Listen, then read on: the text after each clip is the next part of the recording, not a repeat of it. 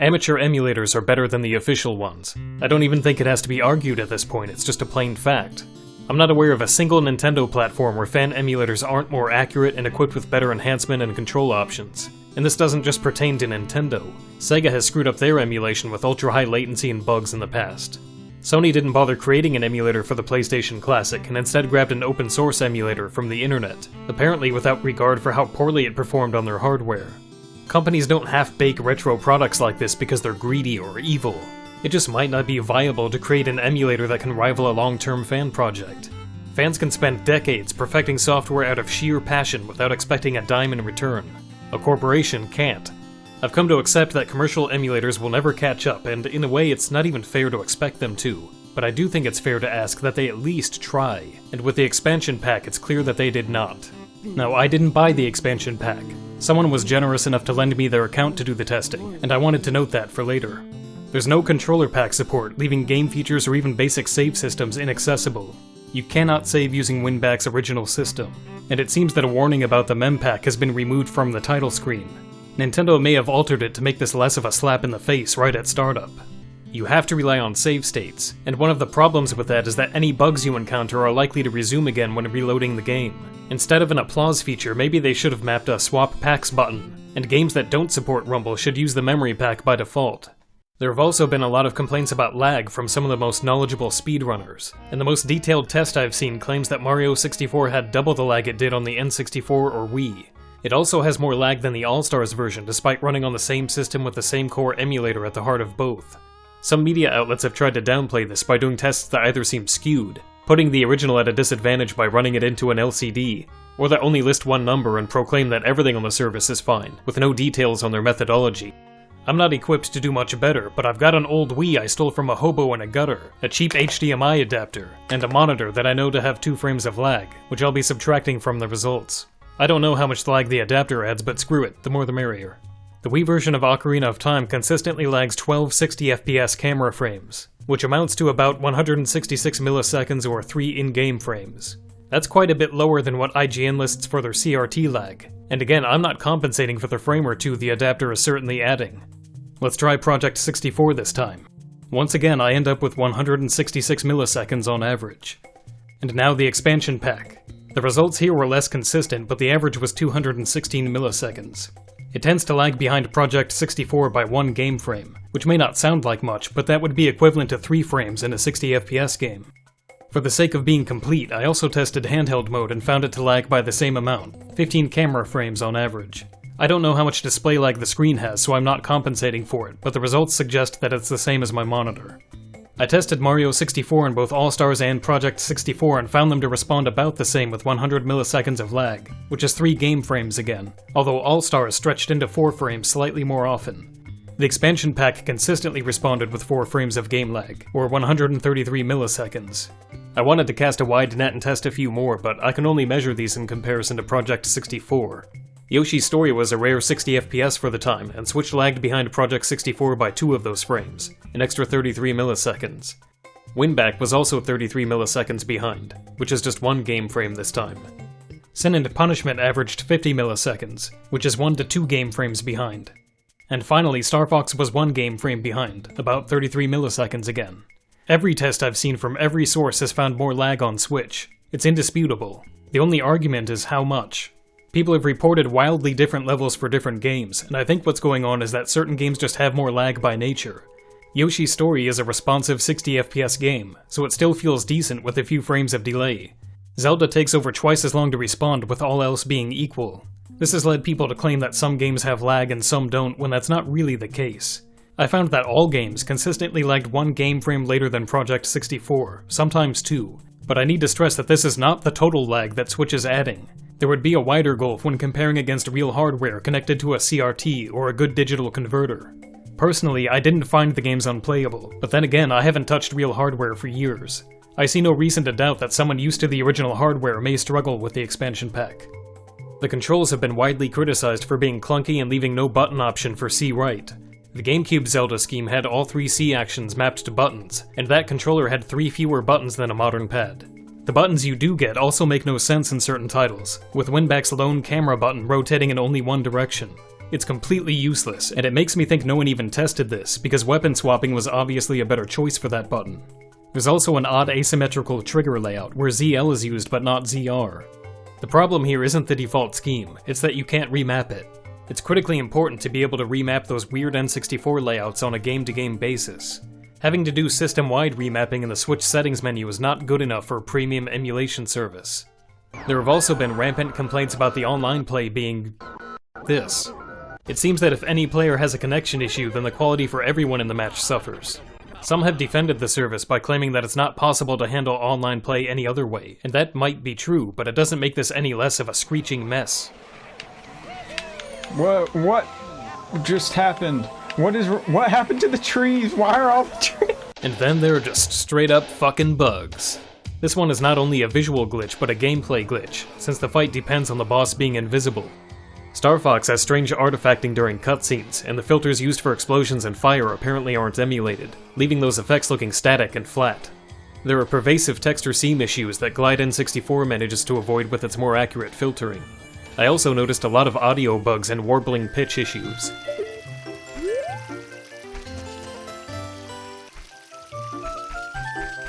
Ocarina of Time has been hit hardest by the ugly stick, with the fog being completely broken throughout the game.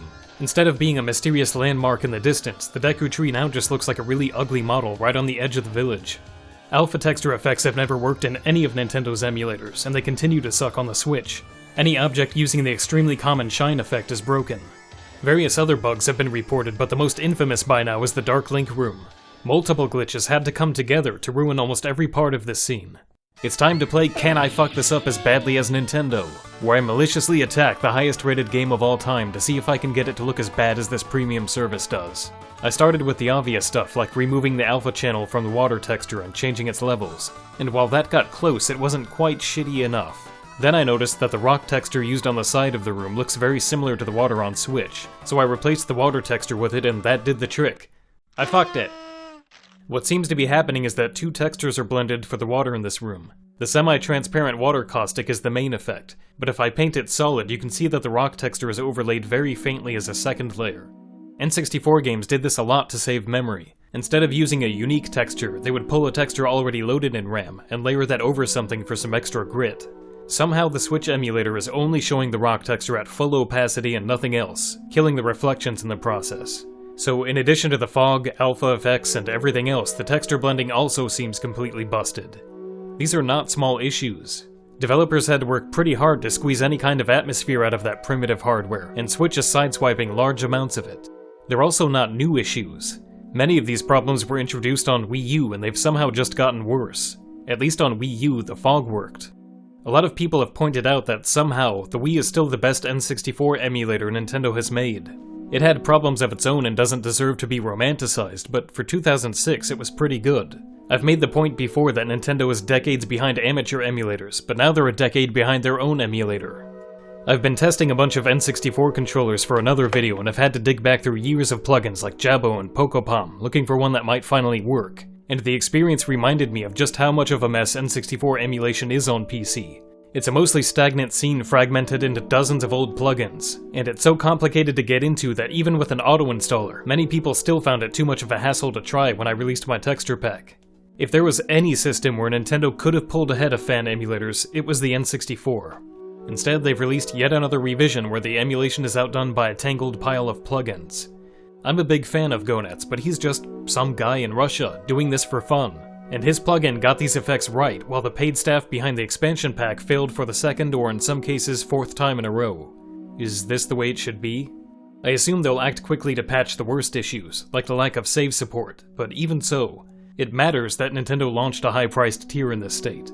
It shows how little they think of both their classic games and their customers. But the most disappointing thing about this launch has been watching Nintendo fans fall over themselves to defend it. There's nothing wrong with enjoying the service. It's not as if the games have been completely drained of their appeal. But there is a problem with lashing out at the people who are just reporting some very real shortcomings, as if they're somehow out of line for not just being happy with whatever Nintendo hands them. If the lag isn't a problem to you, it doesn't mean that other people are making it up.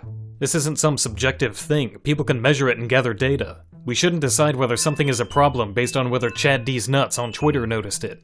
A lot of people, even some media outlets, have said that the glitches don't matter because the games look just how they remembered them. But they don't. That's exactly what having a glitch means. There's also a lot of "the average player won't notice how bad it is" going around, and if that's the best thing to say about the service, then it probably shouldn't be the basis of a premium tier. Suffice to say that general results are very good. I don't mean any disrespect to the creator, but IGN put up a video that amounted to praising the Switch for looking better than off-screen footage of a CRT, which I'm not even sure it does, and hand-waving the fog issues as a limit of hardware power. It's an expensive process, and they possibly haven't worked it out running on the hardware of the Switch. Which doesn't really square with the fact that they managed to get it right on the GameCube, and the Wii, and the Wii U, and that a hacked Switch with Mupen has no trouble with it. It's a good start, but it's not the star it could be. It's not really a start though, is it? They've been doing this for 18 years. The Wii was a good start. This is more of a bad middle.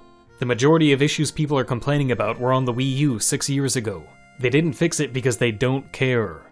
This is not a small company that's struggling to get by. They're at their peak. They recently shared that Switch has made so much more money than expected that they have to figure out new ways to spend it. No one should be making excuses for them cheaping out on this emulator. There are a few promising things about the expansion pack. The Genesis emulation seems to be okay. I like that the PAL versions are provided alongside the US ROMs. Data mining has suggested that they'll bring 38 N64 games over, which is much better than the 21 the Wii and Wii U topped out at. There's even a faint flicker of hope that GoldenEye might come to the service. And if I were a Nintendo executive trying to improve the image of the expansion pack, online GoldenEye would be the fastest shortcut there. But it won't matter what games they have if the emulation still sucks.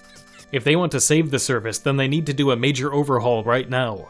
It needs to be an all-hands-on-deck effort, like when they scrambled to fix the Wii U operating system. They need to emulate memory packs, fix the graphics, reduce the lag, and add per-game button remapping at the emulator level. Will they?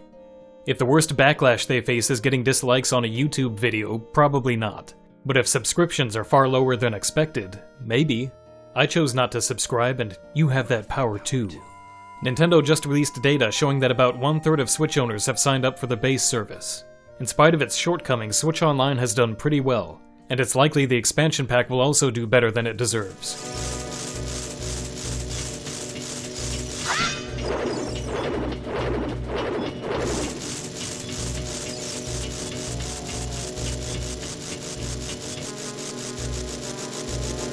Too many people are willing to buy bad products at first sight, realize they're bad products, then go online and desperately spin it as if they didn't waste their money on bad products. You don't have to do this, just don't buy the thing until you know the thing is good.